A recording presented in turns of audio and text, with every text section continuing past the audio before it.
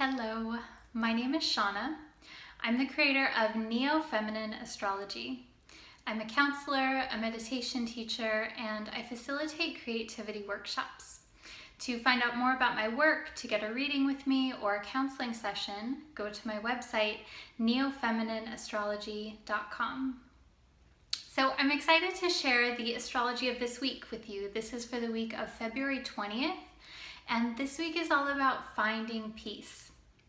So this week, it may be a little bit challenging to find peace. We have a lot of potential for triggers or anger coming up this week, and even feelings of chaos or feeling like things are moving very quickly and it's hard to get a grounding. So despite that, there's a lot of potential to use that energy to find peace if you use it wisely.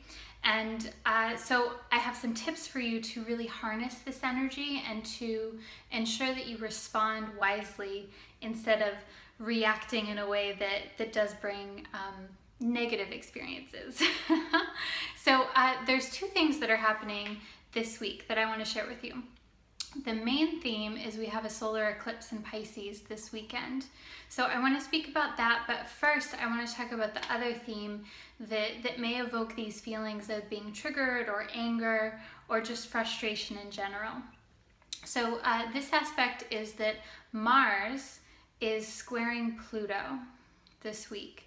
And Mars is the planet of assertiveness, it's warrior energy, it's going for what it is that you want.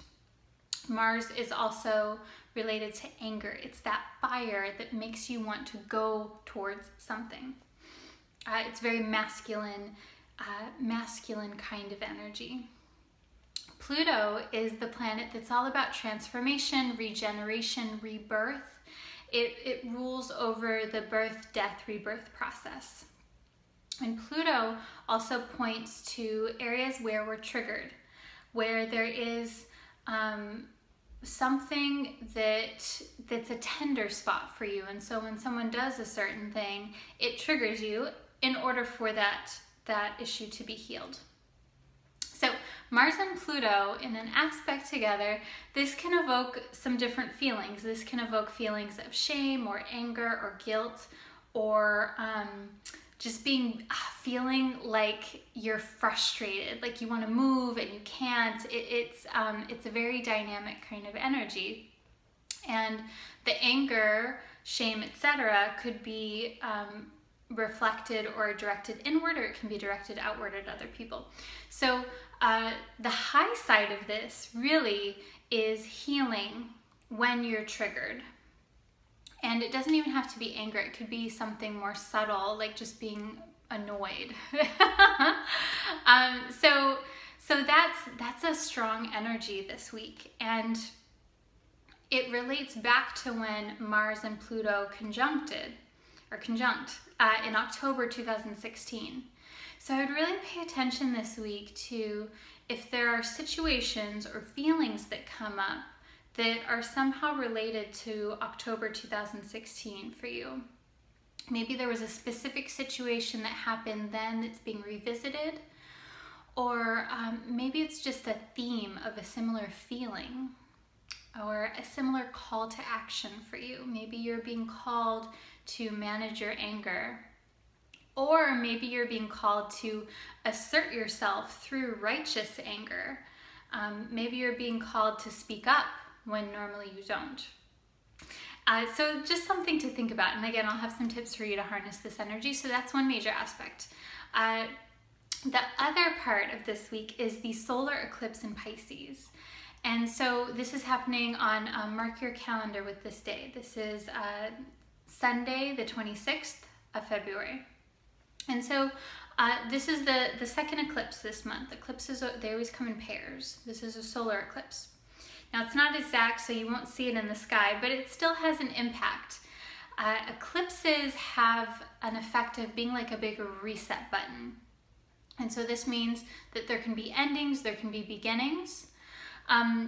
This is kind of a paradox because it's a new moon, which is all about fresh starts, new beginnings, but it's conjunct with the South Node, which is about past karma. So it could be that you meet new people or have new situations that kind of have like an element of destiny to them. It could be that you finally close the chapter on something that's been plaguing you for a long time. This eclipse is extra pivotal because it is the last eclipse in Pisces that we will have for a very long time, for about 19 years. So it really is closing the cycle of Pisces eclipses. And I'll talk about more about that in my ritual for the new moon, but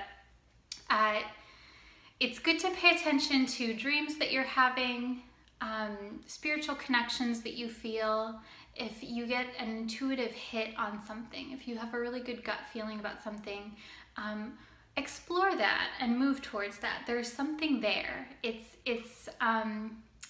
you feel curious about something, even if it's just a little tiny bit, explore it. Pay attention again to your dreams and to what you fantasize about this week. Things to watch out for with this energy: the shadow side of Pisces is getting caught in delusion, getting caught in victim mentality, and getting caught in fear, and getting overwhelmed by fear. So Pisces is a very beautiful sign. It's very dreamy and spiritually connected, but there can be this downfall of getting lost in the dream. So just notice if those themes come up for you this week, and make sure that you stay grounded. Make sure that that you know that this is kind of like that reset button kind of time. So there's no need to commit to anything. There's no need to like throw everything out or to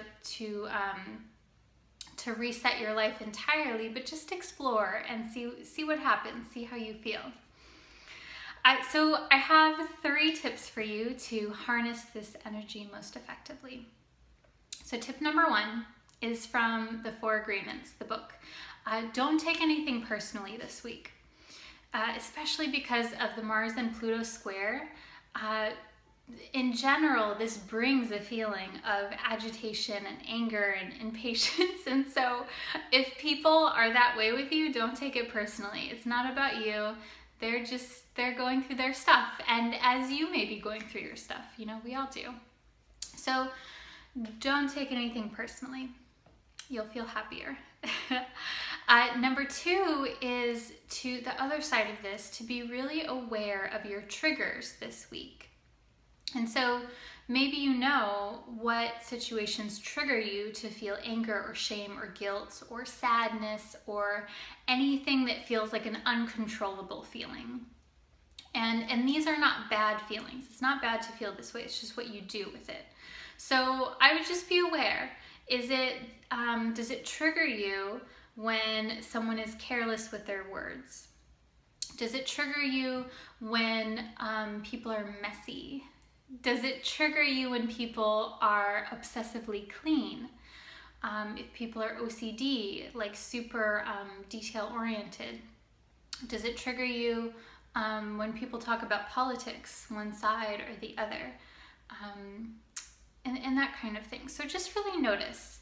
And again, it's all what you do with it. So the more aware that you are about what it is that evokes these uncontrollable emotional feelings, the more you have an ability to respond.